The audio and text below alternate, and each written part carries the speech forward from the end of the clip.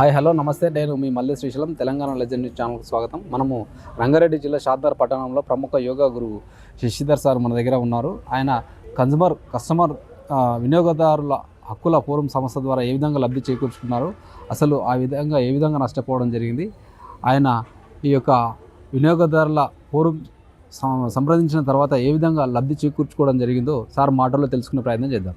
నమస్కారం సార్. నమస్కారం. నా పేరు పానగడ్డి శశిధర్, యోగా గురువు.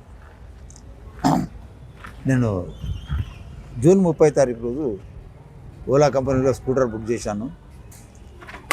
1,20,000 కట్టి బుక్ చేశాను.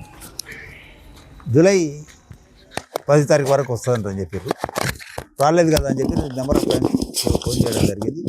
జూలై 24 తారీఖు అట్లా షోరూమ్కి పోయినాను, శంషాబాద్ షోరూమ్కు నేను పోయే వరకే అక్కడ ఇంకో 5-6 మంది ఉన్నారు, 10 మంది వరకు ఉన్నారు. వాళ్ళంతా అల్లరి చేస్తూనే ఉన్నారు. నా మాదిరిగానే వాళ్ళు కూడా బాధితులు. వాళ్ళకి కూడా కొంతమంది ఫ్రాక్షన్ ఆఫ్ అమౌంట్స్ 20,000, 50,000, 60,000 ఇట్లా కట్టిన వాళ్ళు ఉన్నారు. ఇక ఎక్కువ అమౌంట్ కట్టింది మాత్రం నేను, ఇంకో ఆయన మొహమ్మద్ అలీ అని ఒక రిటైర్డ్ టీచరు, కొత్తూరు ఆయన ఒక ఆయన సింగోటం అని చెప్పి ముగ్గురం కట్టాం అన్నట్టు. తగ్గిన వాళ్ళంతా తక్కువ అమౌంట్ ఉన్నాయి. అయితే వాళ్ళు అల్లరి చేస్తుంటే అట్లా అల్లరి చేయొద్దు, మనం పోలీస్ స్టేషన్లో పోయి కంప్లైంట్ ఇద్దామని చెప్పి అక్కడ పోయి పోలీస్ స్టేషన్లో కంప్లైంట్ చేయడం జరిగింది. అప్పటి నుంచి జూలై నుంచి ఆగస్టు, సెప్టెంబర్ 2 నెలలు వెయిట్ చేసినాం మేము. పోలీస్ స్టేషన్ నుంచి సరిగ్గా రెస్పాన్స్ రాలేదు. ఇక్కడ న్యాయం జరిగేటట్లేదు. ఇంకా ఆయన అబ్స్కాండింగ్ ఉన్నాడు, మేనేజర్ దొరకలేదు అంటున్నారు.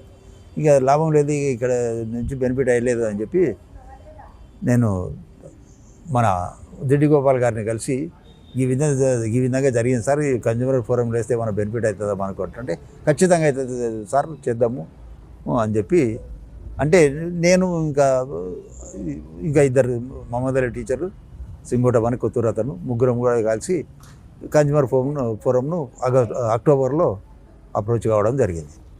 అయితే అక్టోబర్ 2024 25 మేలో మాకు జడ్జిమెంట్ వచ్చేసింది. మాది ఏంటంటే ఫస్ట్ మొహమ్మద్ అలీ గారిది వచ్చింది. అతని జడ్జిమెంట్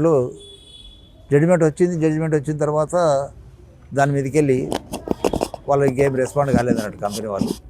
దాని తర్వాత ఈ ఫైల్ చేయమన్నారు. ఏ ఫైల్ ఏంటంటే వాళ్ళకి అరెస్ట్ వారెంట్ ఇస్తారు అన్నట్టు.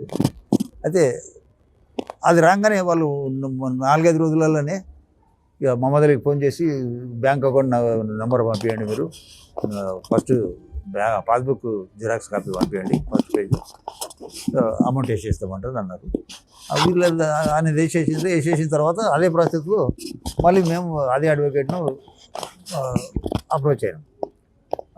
ఈ విధంగా మేము కూడా సేమ్ డేట్లో వేసిన ముగ్గురం కూడా ఆయన వచ్చింది, మాది కూడా వస్తుందా లేదా, లేకపోతే మేము కూడా ఏ ఫైల్ చేయాల్సి వస్తుందా అంటే అడిగినాం. అడితే లేదు చేస్తామని చెప్పారు. మాకు కూడా వేసేసారు. 1,20,000 కడితే ఒక 1,70,000 వేసారు. 50,000 ఎక్స్ట్రా వేసారు అన్నట్టు. నాకు ఖర్చులు రాను పోను మా ఎక్స్పెండిచర్ అవి ఇవన్నీ కలుపుకుంటే కూడా 20,000 అయినా కూడా 30,000 కూడా మాకు ఎక్స్ట్రానే వచ్చినట్టుగా. అయితే కన్జ్యూమర్ ఫోరంది తక్షణ చర్యలు ఉంటాయి. నేను ఒక 2 నెలలు తిరగాల్సి వస్తుంది అనుకున్నా, కానీ ఒక 7 నెలల్లోనే మనకి జడ్జిమెంట్ వచ్చేసేది. 8 నెలల్లో మనకు అమౌంట్ కూడా రావడం జరిగింది.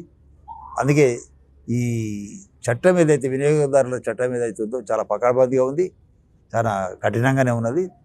ఇక దీన్ని ఇంకెవరైనా నాలాగా ఎవరైనా మోసపోయిన వాళ్ళు ఇట్లా ఉంటే ఈ కన్జ్యూమర్ కోర్టును అప్రోచ్ కావడం చాలా బాగుంటుందని కోరుతున్నాను.